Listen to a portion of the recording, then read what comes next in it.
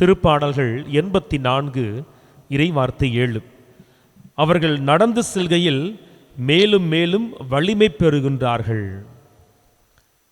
அட போங்க ஃபாதர், இந்த வார்த்தையில் சும்மா ஃபாதர். வருஷத்தில் எவ்வளோ வேலை இருந்தாலும் அந்த ஒரு மாதம் நான் வேளாங்கண்ணிக்கு நடந்து போகிறதுக்கு எவ்வளவு உறுத்தல் செய்வேன் தெரியுமா? பூண்டிக்கு நடந்து போகிறதுக்கு, வாடிப்பட்டி போகிறதுக்கு எவ்வளவு நான் உறுத்தல் செய்வேன் தெரியுமா ஃபாதர்? இந்த வெயில்லையும் நடந்து போவேன் ஃபாதர். ஆனால் என் குடும்பத்துக்கு ஒன்றுமே கிடைக்கலையே. முன்னொரு காலத்தில் வாய்ப்பில்லை, வசதி இல்லை, நடந்து சென்றதை பக்தி முயற்சியாய் மாற்றினோம். இன்னைக்கு நடந்தும் போகலாம், வாய்ப்பினை வசதிகளை பயன்படுத்தியும் போகலாம். நீங்கள் நடந்து செல்வது அதை இந்த வார்த்தை குறிக்கல.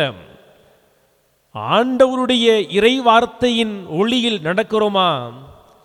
விவிலிய வாசிப்பு இருக்காது, இறை திருமணம் என்னான்னு தெரியாது, எதுவுமே தெரியாது, கோவிலுக்கு போக மாட்டேன், ஒன்றும் பண்ண மாட்டேன். ஆனால் வருஷத்தில் ஒரு 28 நாள் 30 நாள் மாலையை போட்டுக்கிட்டு நான் நடந்து போயிட்டு வருவேன்னு சொன்னால் அது உங்களுக்கு வலிமையை கொடுக்காது.